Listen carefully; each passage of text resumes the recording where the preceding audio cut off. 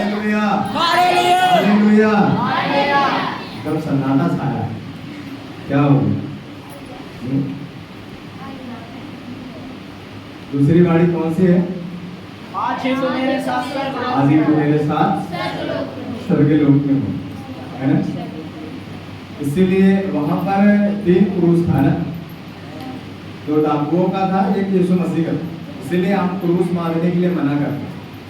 कौन सा क्रूस आपने लटकाया किसी को पता नहीं, क्योंकि एक ही जैसे तीनों क्रूस थे, है ना? इसलिए क्रूस मारने से कुछ नहीं होगा। ये परमेश्वर का वचन जब तक आपके अंदर नहीं रहेगा तब तक कुछ होने वाला नहीं, है ना? और वास्तव में वहाँ पर एक बड़ी भेद की बात है। डाकू तो दोनों थे, एक को चिंता थी कि मेरा जीवन बच जाए, और दूसरे को ये इस बात की चिंता थी चलो यहाँ का जीवन तो जो भी था, पर अभी ये वक्त है कम से कम हम अपने गुनाहों से तौबा कर लें। और हो सकता है कि प्रभु जब दूसरी बार यहाँ आए तो मेरी सुधि ले, इसलिए उसने निवेदन किया, है ना? एक ने तो निंदा किया, लेकिन दूसरे ने कहा प्रभु जब तो दूसरी बार इधर आए तो क्या करना, मेरी भी थोड़ा सा सुधि ले ली, है ना? लेकिन प्रभु ने विलंब नहीं किया। प्रभु विलंब न करते हुए प्रभु ने कहा आज ही तू मेरे साथ स्वर्ग लोक में, है ना? आज ही प्रभु यीशु मसीह को वो लोग पसंद है जो लोग इस बात के विषय में बात करते हैं प्रभु इस दुनिया का मुझे कुछ नहीं चाहिए, पर मैं ये चाहता हूँ कि मैं तेरे साथ स्वर्ग राज्य में निवास करूं। क्योंकि प्रभु यीशु मसीह इस दुनिया की तो कोई गारंटी नहीं देते हैं, पर स्वर्ग राज्य देने की गारंटी देते हैं। यदि आप उनके वचन के मुताबिक जीवन जिएंगे तो जरूर आपको स्वर्ग राज्य लेके जाए, इसकी वो गारंटी है ना? कुर्सियों के पति उसका 3रा अध्याय उसका 1 और 2 वचन पढ़ेंगे, वहां पर एक विशेष बात है, पढ़ करके हम तीसरी वाणी में जाएंगे।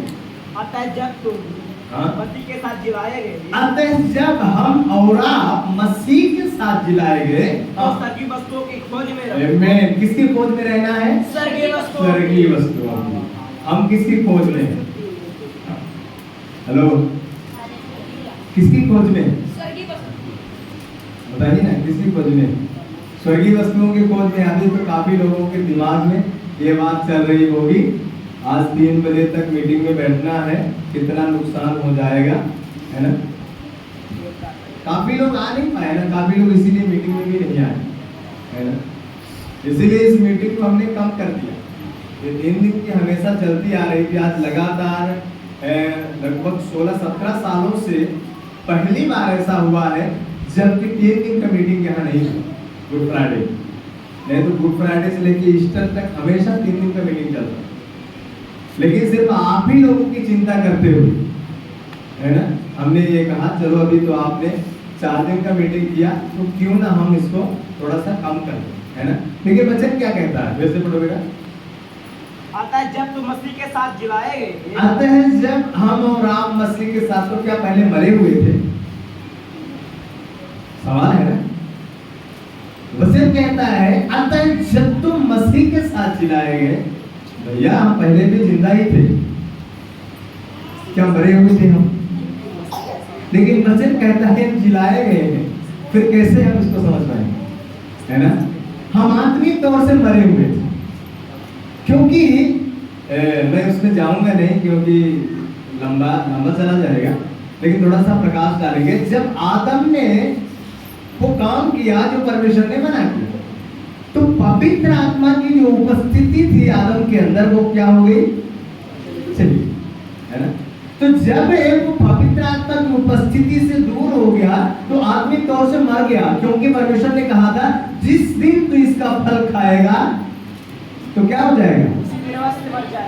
उसी दिन अवश्य मर जाएगा, इसमें कोई भी फेर बदल नहीं। जोर दे के कहा गया उसी दिन अवश्य मर जाएगा। और वो मृत्यु जो उत्पत्ति में हुई, वो मृत्यु से जिंदा करने के लिए प्रभु यीशु मसीह एक आदम के द्वारा मृत्यु आई, दूसरे आदम के द्वारा जीवन आया। Hallelujah, hallelujah, hallelujah. तो यहाँ पर प्रभु यीशु मसीह का वचन इस प्रकार से कहता है, कुलुस्सियों, इस बात को कह रहा है पौलुस, कुलुस्सियों के नाम जब पत्री लिख रहे हैं तो कह रहे हैं कि जब हम क्या थे पहले, पढ़ो बेटा पढ़ो, सब लोग इसको कंठस्थ करें, हाँ पढ़ो।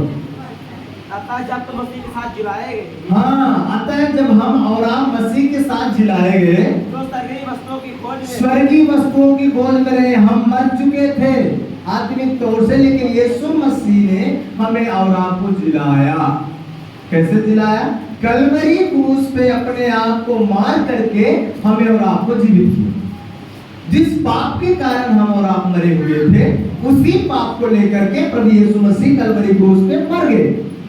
और जब वो मरे तो हमें जीवन प्राप्त हो गया, है ना?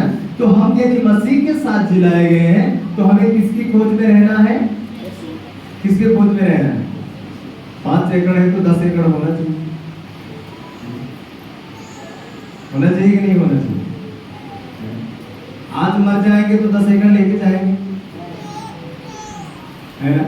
जो हमारे पास 5 एकड़ था, हमने उसका भी आनंद नहीं लिया। 10 एकड़ को प्राप्त करने के लिए 10 एकड़ भी नहीं मिला, 5 एकड़ का आनंद भी नहीं लिया, हमारा टिकट कट गया। आराम से हम कहाँ पहुंच गए? हैं? स्वर्ग नहीं, नरक पहुंच गए। बचन में हम चले ही नहीं ना, तो स्वर्ग कैसे जाएंगे? वो चबूतरे में लिख देते हैं ना, स्वर्गीय फलाना, और लिखने से नहीं होगा, है ना? जिसके चबूतरे में लिखा रहता है स्वर्गीय फलाना, उसके जीवन को आप देखिए ना थोड़ा पीछे जाकर के, कितना बढ़िया जीवन था। तो यदि वो स्वर्गीय हो सकता है जिसका जीवन इतना खराब था, तो हम और आप तो उससे कहीं थोड़ा सा अच्छे हैं ना। फिर क्या मतलब इतना ज्यादा हम लोगों को आत्मिक बनने की? हमको तो वैसे भी स्वर्ग हो जाएगा, क्योंकि जब वो स्वर्ग जा सकता है जिसका जीवन इतना खराब था, उसका सारा टाइम बीतता था हौलियों में, है ना? तो हमारा तो टाइम हौलियों में नहीं बीतता ना, हम तो आराम से घर में रहते हैं, हम उसके जैसा काम नहीं करते। लेकिन ये सब करने से हम स्वर्ग नहीं जा सकते। आगे भी पढ़ो बेटा, दूसरा वचन भी। पृथ्वी पर की नहीं, परंतु स्वर्गीय वस्तुओं पर ध्यान लगाओ। हाँ, क्या लिखा है? यदि हम और आप मसीह के साथ जिलाए गए तो सबसे पहले किसकी खोज में रहना है? स्वर्गीय वस्तु, स्वर्गीय वस्तु के खोज में रहना है। फिर आगे, जहाँ मसीह विद्यमान है, जहाँ मसीह विद्यमान है, और परमेश्वर के दाहिनी ओर। बस थोड़ा रुकना। क्यों हमें स्वर्गीय वस्तुओं की खोज में रहना है? क्योंकि मसीह वही विद्वान है ना, हमें उसी से तो मिलने जाना है, इसीलिए हमें उसकी खोज में रहना है। जहां हमारा मसीह है वहां मुझे जाना है, इसलिए हमें उसी की खोज में रहना है ना? और वो विद्वान वहां है कहां? परमेश्वर के दाहिनी ओर। और आगे, पृथ्वी पर की नहीं, पृथ्वी पर की नहीं, परंतु स्वर्गीय वस्तुओं पर ध्यान लगाओ। परंतु स्वर्गीय वस्तुओं पर ध्यान लगाओ, क्योंकि तुम तो मर गए, हाँ?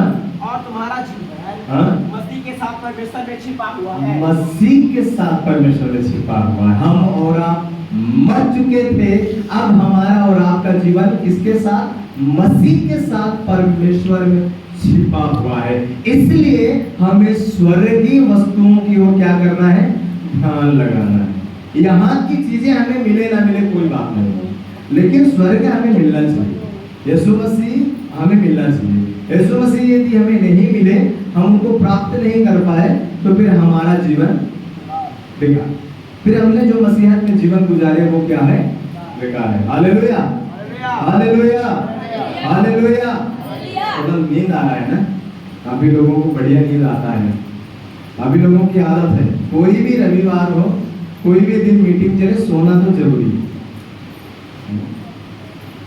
सोना जरूरी है।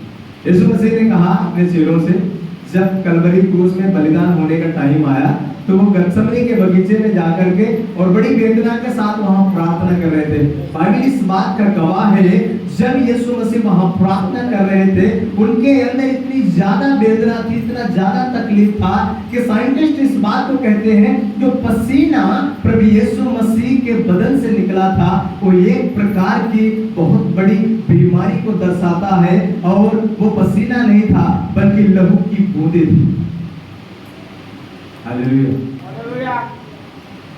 और जब यीशु मसीह आकर के अपने चेलों को सोते हुए पाए तो प्रभु यीशु मसीह ने एक ही वर्ड कहा, क्या तुम मेरे लिए एक घड़ी भी नहीं जाग सके? आगे लिखा है, अब एक ऐसा समय आएगा जब तुम्हें कोई नहीं कहेगा कि अब तुम जागो। और आखिर वो समय आ गया और प्रभु यीशु मसीह ने कहा, अब तुम खूब सोते रहो क्योंकि मेरा पकड़वाने वाला आ गया है। अब चरवाहा भेड़ों से अलग किया जाएगा और भेड़ें भीतर भीतर हो जाएंगी। और वही हो, आज यदि आप सो जाएंगे तो शायद कल ऐसा मौका आपको नहीं मिलेगा, आपको कोई नहीं कहेगा आप जाग जाओ। सारी जिंदगी आप सोते रहेंगे,